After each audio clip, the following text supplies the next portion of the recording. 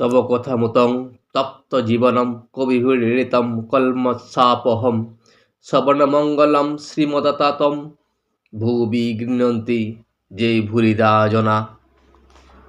ঠাকুর ও মায়ের চরণে শতকোটি প্রণাম জানিয়ে আজকের পাঠ শুরু করব। পিতা ধর্ম, পিতা স্বর্গ, পিতা হি পরমন্তপ। রামের ঘরকন্যার অনেক কথা হইতেছে।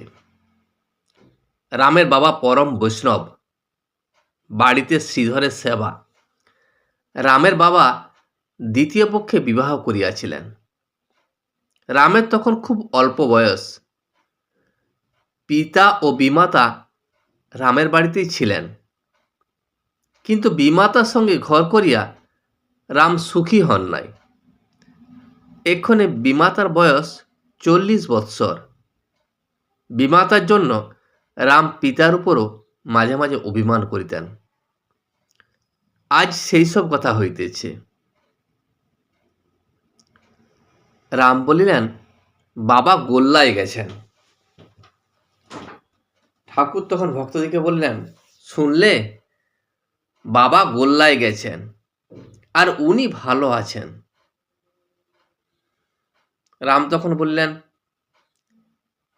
তিনি বাড়িতে এলেই অশান্তি, একটা না একটা গন্ডগোল হবেই, আমাদের সংসার ভেঙে যায়। রাম তার বিমাতার কথা বলিতেছেন যে বিমাতা যখন তাদের বাড়িতে আসে তখন একটা অশান্তি লেগেই থাকে, সংসারের মধ্যে একটা গন্ডগোলের সৃষ্টি হয়। তাই আমি বলি, তিনি বাপের বাড়ি গিয়ে থাকুন না কেন। গিরিশ রামচন্দ্রকে বলিলেন, তোমার স্ত্রীকেও ওইরকম বাপের বাড়িতে রাখো না।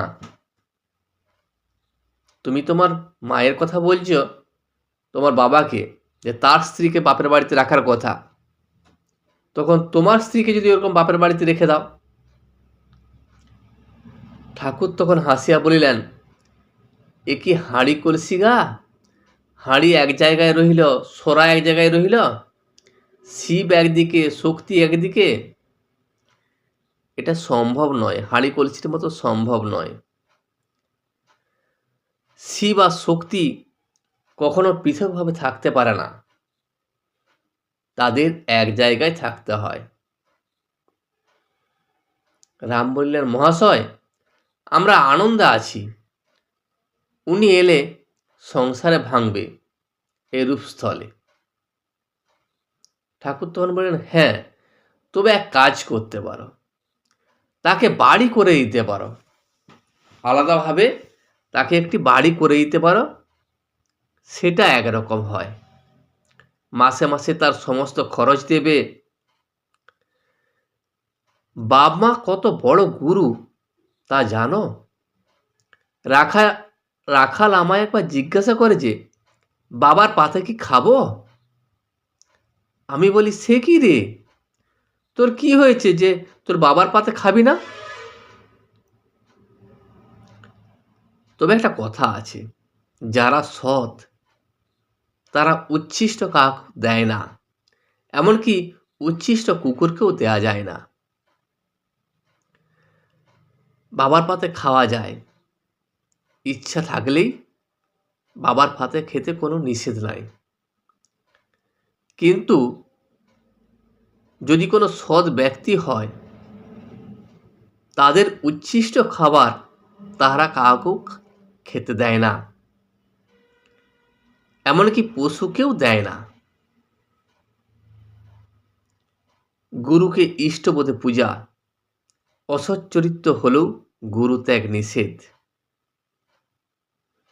গুরু যদি চরিত্র খারাপ হয় তবু সে গুরুকে ত্যাগ করা যায় না, গুরুকে ইষ্টরূপে পূজা করতে হয়। গিরীন্দ্র বলিলেন, মহাশয়, বাপ মা যদি কোনো গুরুতর অপরাধ করে থাকেন, কোনো ভয়ানক পাপ করে থাকেন, সেখানে উপায় কি? ঠাকুর বললেন, তা হোক, মা দ্বিচারিণী হলেও ত্যাগ করবে না। অমুক বাবুদের গুরুপত্নীর চরিত্র নষ্ট হওয়াতে তারা বললে যে ওর ছেলেকে গুরু করা যাক। আমি বললাম, সে কি গো, ওলকে ছেড়ে ওলের মুখী নেবে? নষ্ট হলো তো কি, তুমি তাকে ইষ্ট বলে জেনো। যদ্যপি আমার গুরু শুঁড়ি বাড়ি যায়, তথাপি আমার গুরু নিত্যানন্দ রায়। গুরু যেমনই হোক, গুরু যদি খারাপ হয়, তুমি গুরুকে ইষ্ট বলে মানবে, তার পাপ তুমি দেখবে না, তাকে ত্যাগ করে যাবে না। যদিও শাস্ত্রে আছে, গুরু যদি খারাপ হয় বা শুঁড়ি বাড়ি যায়, অর্থাৎ গুরু যদি মাতাল হয়, মদ খায়, তবু সেই গুরু গুরুই।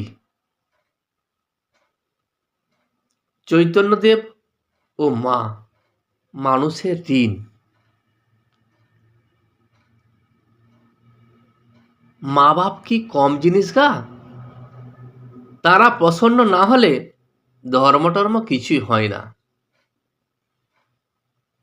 আগে মা বাপকে প্রসন্ন করতে হয়।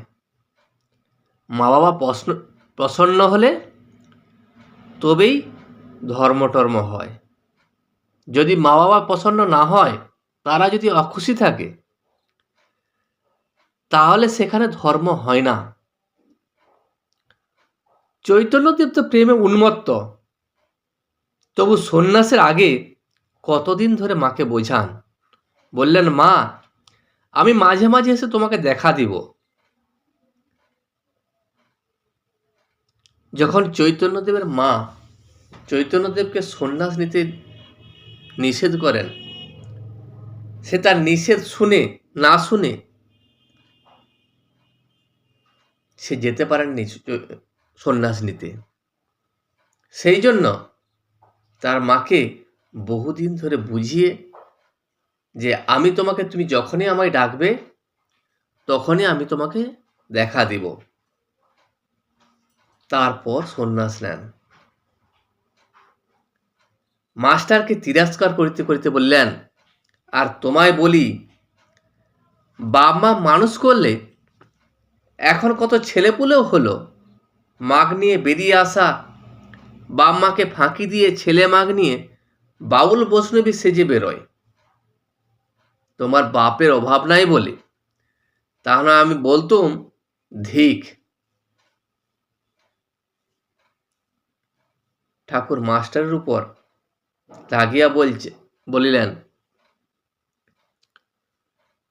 তোমাকে তোমার বাবা মা কষ্ট করে মানুষ করেছে, অথচ তুমি তোমার বউ ছেলেকে নিয়ে তাদের ছেড়ে বৈষ্ণব সেজে বেরিয়ে চলে এলে। এটা ঠিক নয়। মানুষের কতগুলি ঋণ আছে, যেমন দেব ঋণ, ঋষি ঋণ, আবার মাতৃঋণ, পিতৃঋণ, স্ত্রী ঋণ। মা বাপের ঋণ পরিশোধ না করলে কোনো কাজই হয় না। জীবের তার মা বাবার কাছে একটা বিরাট ঋণ থেকে থাকে। সেই ঋণ তুমি যতদিন পরিশোধ করতে না পারছ, ততদিন তুমি ধার্মিক কোনো উন্নতি করতে পারবে না। আবার স্ত্রীর কাছেও ঋণ আছে। হরিশ তার স্ত্রীকে ত্যাগ করে এখানে এসে রয়েছে। যদি তার স্ত্রী খাবার জোগাড় না থাকতো, তাহলে বলতুম ঢ্যামনা শালা। জ্ঞানের পর ওই স্ত্রীকে দেখবে সাক্ষাৎ ভগবতী। চণ্ডীতে আছে, যা দেবী সর্বভূতেষু মাতৃরূপেণ অসংস্থিতা। তিনিই মা হয়েছেন। যখন তোমার ঐশ্বরিক জ্ঞান হবে, ধর্ম সম্বন্ধে জ্ঞান হবে, তখন তোমার স্ত্রীকে তুমি মা রূপে দেখতে পাবে। চণ্ডী এ কথা বলেছে। সমস্ত স্ত্রী শক্তি মাতৃরূপেণ। যত স্ত্রী দেখো সব তিনি, সাক্ষাৎ ভগবতীর সমস্ত স্ত্রীর মধ্যেই বিদ্যমান। তাই আমি বিন্দেকে কিছু বলতে পারি না। কেউ কেউ শ্লোক ছাড়ে লম্বা লম্বা কথা কয়, কিন্তু ব্যবহার আরেক রকম। ঠাকুর বিন্দের কথা বলেছেন, এই বিন্দে হলো এক ঝি, ঠাকুরের পরিচারিকা। ঠাকুর এই বিন্দে ঝিকে কখনো দুর্ব্যবহার করতেন না, তার সঙ্গে ভালো ব্যবহারই করতেন, এবং এই বিন্দে ঝিকেও তিনি মাতৃরূপেই দেখতেন।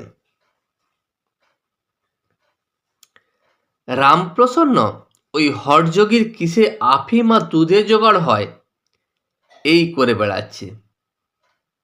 আবার বলে মনুতে সাধু সেবার কথা আছে। এদিকে বুড়ো মাপ খেতে পায় না, নিজে হাট বাজার করতে যায়, এমনি রাগ হয়।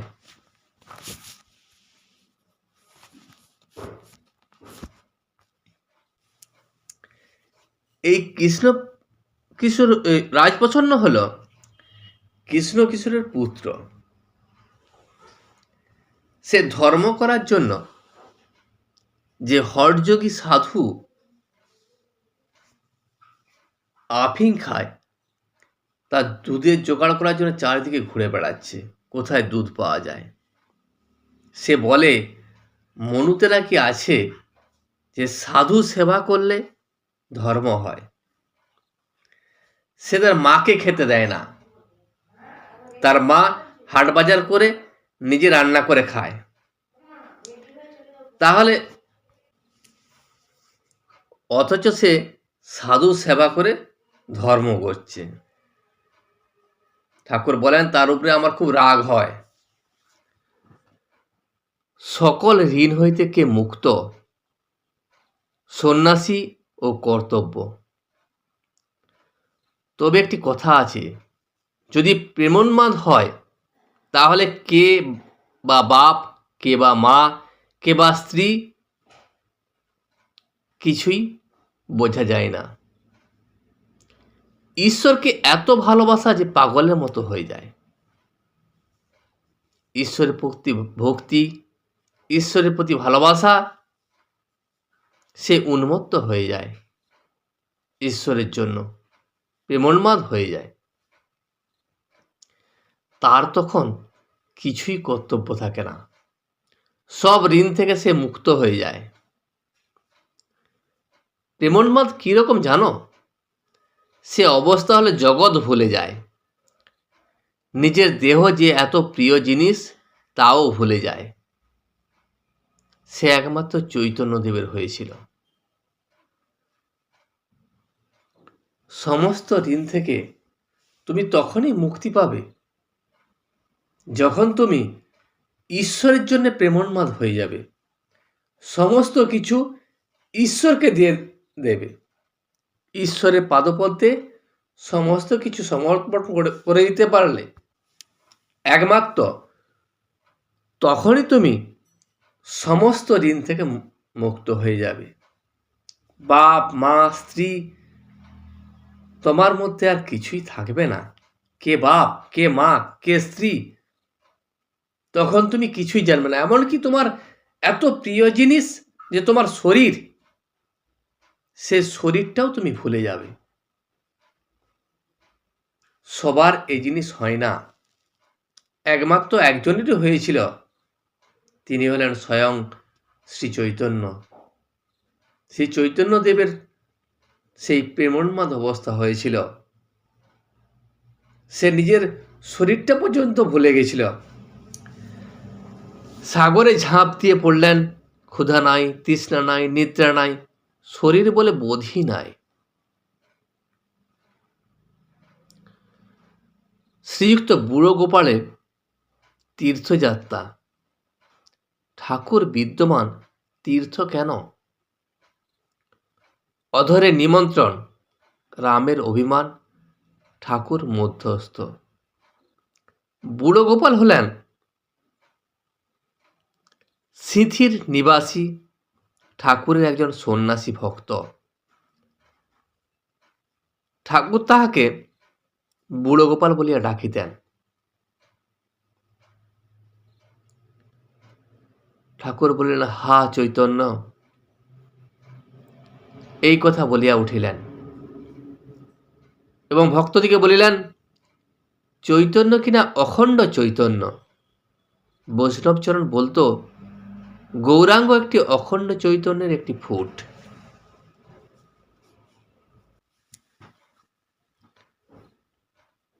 এই অখণ্ড চৈতন্য শ্রী চৈতন্যদেব হলেন শ্রী চৈতন্যদেব হলেন অখণ্ড চৈতন্য। অখণ্ড চৈতন্যেরই একটি ফুট। ঠাকুর বলিলেন, এখন কি তোমার ইচ্ছা হচ্ছে তীর্থে যাওয়ার? বুড়ো গোপালকে ঠাকুর জিজ্ঞাসা করছেন, তোমার কি তীর্থে যাওয়ার ইচ্ছা আছে? তুমি কি তীর্থে যেতে চাও? বুড়ো গোপাল বললেন, আগে হ্যাঁ, একটু ঘুরে ঘাড়ে আসি। তখন রাম বুড়ো গোপালকে বলিলেন, ইনি বলিলেন, বহু দকের পর কুটি চক।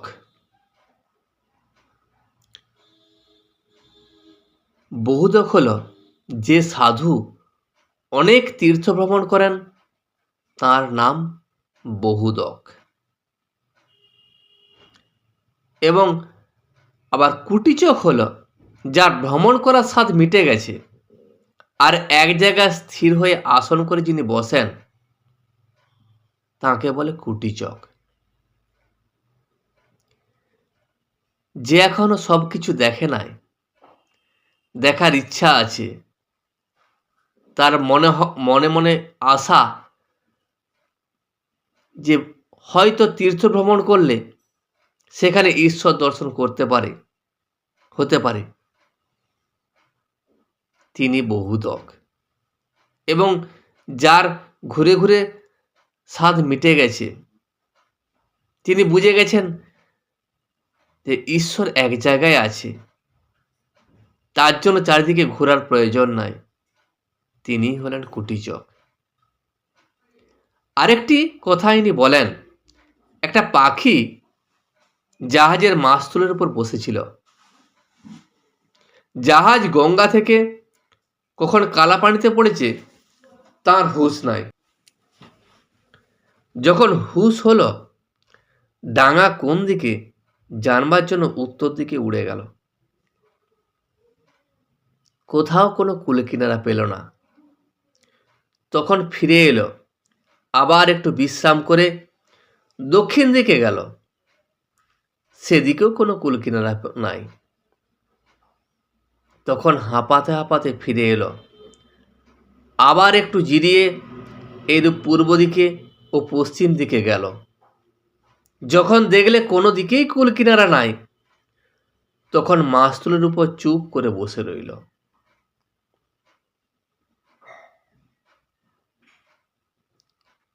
ঠাকুর বুড়ো গোপাল ও ভক্তদিকে বলিলেন, যতক্ষণ বোধ হয়েছে ঈশ্বর সেথা ততক্ষণ অজ্ঞান, যখন মনে হয় হেথা তখনই জ্ঞান।